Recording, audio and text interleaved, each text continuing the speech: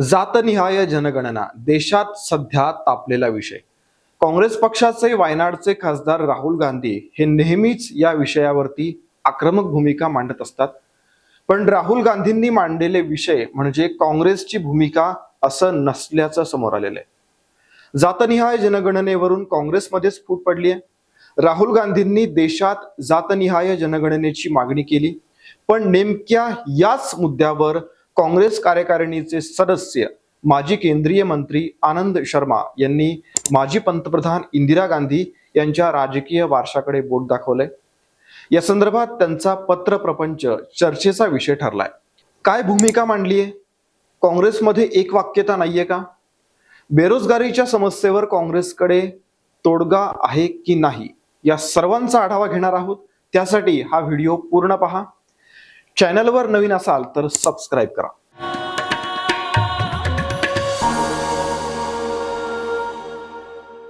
काँग्रेस नेते आनंद शर्मा यांनी काँग्रेस अध्यक्ष मल्लिकार्जुन खरगे यांना एक पत्र लिहिले. जातनिहाय जनगणना हा देशातल्या बेरोजगारीच्या समस्येचं उत्तर असू शकत नाही. इंदिरा गांधी आणि राजीव गांधी यांनी देखील धोरणात्मक निर्णय घेऊन तशी जातनिहाय जनगणना केली नव्हती, याकडे त्यांनी या पत्रामधून लक्ष वेधलंय. आनंद शर्मा यांनी 19 मार्चला खरं तर खरगेंना पत्र लिहिलं. ते आता सोशल मीडियावरती व्हायरल झाले. खरगेंना पाठवलेल्या पत्राची प्रत आनंद शर्मा यांनी काँग्रेस कार्यकारिणीतल्या सर्व सदस्यांना, सर्व प्रदेशाध्यक्षांना आणि काँग्रेसच्या सर्व विधिमंडळ नेत्यांना पाठवली आहे. पण आनंद शर्मांचं हे पत्र नेमकं अशा वेळी व्हायरल झालंय जेव्हा मल्लिकार्जुन खरगे, सोनिया गांधी आणि राहुल गांधी यांनी नरेंद्र मोदी यांच्यावर काँग्रेसची आर्थिक कोंडी करत असल्याचा आरोप केलाय. राहुल गांधी यांनी जातनिहाय जनगणनेचा मुद्दा आपल्या भारत जोडो न्याय यात्रेत वारंवार उचलून धरला. देशात 90% समाज ओबीसी, दलित, आदिवासी असताना त्यांना सत्तेच्या विविध पदांवर संधी मिळत नाही असा दावा केला. या पार्श्वभूमीवर जातनिहाय जनगणना करून जिसकी जितनी आबादी उतनी उसकी हिस्सेदारी अशी घोषणा केली. काँग्रेस सत्तेवर आली तर जातनिहाय जनगणना करून प्रत्येक जातीला सत्तेतला तितक्या टक्क्यांचा वाटा दिला जाईल असं आश्वासन त्यांनी दिलं. या सर्व पार्श्वभूमीवर आनंद शर्मा यांनी इंदिरा गांधी आणि राजीव गांधी यांच्या सर्वसमावेशक धोरणाची आठवण करून देणारं पत्र काँग्रेस अध्यक्षांना पाठवून एक प्रकारे राहुल गांधींशी मतभेदच व्यक्त केलेले आहेत असं दिसतंय. आनंद शर्मा यांनी विस्तारित पत्र लिहिलंय. त्यातल्या काही मुद्द्यांचा आढावा या व्हिडिओमध्ये आपल्याला घ्यायचा आहे.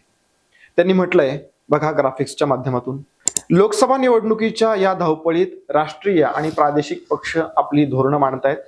अशा या घडामोडींमध्ये मी माझं मत मांडतोय. फुटीरतावादी अजेंडा, लैंगिक न्याय, बेरोजगारी, महागाई, वाढती असमानता हे मुद्दे काँग्रेससह सहकारी पक्ष तसंच पुरोगामी शक्ती यांच्या सामायिक चिंता आहेत. जातनिहाय जनगणना हा निवडणुकीचा मुद्दा बनलेला आहे. इंडिया आघाडीनं हा मुद्दा हायलाइट केला.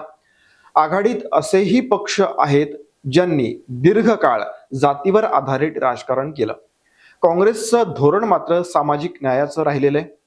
जात हे भारतीय समाजाचं वास्तव असलं तरी काँग्रेसनं कधीही अस्मितेचं राजकारण केलेलं नाहीये किंवा त्याचं समर्थन केलेलं नाहीये.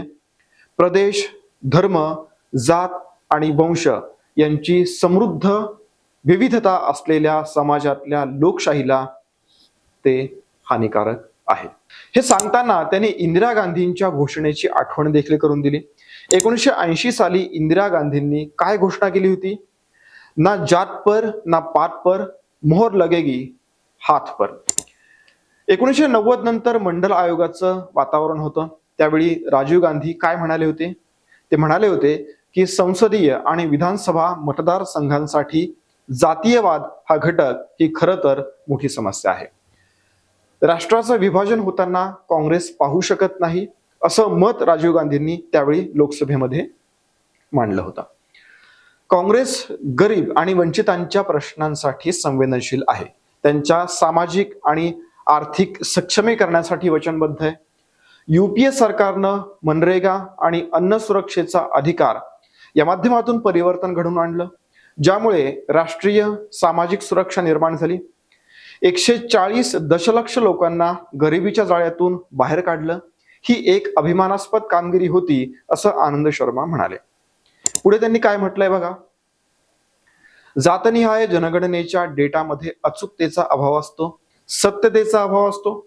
माझ्या मते जातनिहाय जनगणना हा बेरोजगारी आणि प्रचलित असमानतेवर उपाय असू शकत नाही. सर्वसमावेशक दृष्टिकोन असलेला पक्ष या नात्यानं काँग्रेसनं एक सुसंवादी समाज निर्माण करण्यासाठी प्रयत्न केले पाहिजेत. पक्षाच्या भूमिकेची मांडणी संतुलित असावी आणि प्रादेशिक तसंच जातीवर आधारित संघटनांच्या कट्टरपंथी भूमिका या काँग्रेसनं टाळल्या पाहिजेत. पारदर्शकता, लोकशाही आणि अभिव्यक्ती स्वातंत्र्याचा आदर करण्यावर काँग्रेसचा ठाम विश्वास आहे आणि त्याच भावनेनं मी हे लिहित आहे. माझं मत नोंदवणं आणि CWC आणि पक्षातल्या वरिष्ठ सहकाऱ्यांसोबत याबाबत व्यक्त होणं हे मी माझं कर्तव्य समजतो, असं आनंद शर्मा यांनी मल्लिकार्जुन खरगे यांना लिहिलेल्या पत्रामध्ये म्हटलेलं आहे. म्हणजेच राहुल गांधी यांच्या विचारांशी एक प्रकारे असहमतीच त्यांनी दर्शवलेली आहे. एक प्रकारे घरचा आहेरच दिलेला आहे. आनंद शर्मा हे काँग्रेसचे ज्येष्ठ नेते आहेत. त्यांनी या विषयावरती इंदिरा गांधी, राजीव गांधी यांची देखील उदाहरणं दिलेली आहेत. आता काँग्रेस मूळ विचारांपासून भरकटतीये का हे सांगण्याचा त्यांचा प्रयत्न या पत्राच्या माध्यमातून दिसतोय. त्यावर आता काय प्रतिक्रिया काँग्रेस अंतर्गत उमटतात याची उत्सुकता असेल. हा व्हिडिओ कसा वाटला ते कमेंट करून नक्की सांगा. या व्हिडिओला लाईक आणि शेअर करा. तसंच आमच्या फेसबुक, X आणि Instagram पेजला देखील फॉलो करा. धन्यवाद.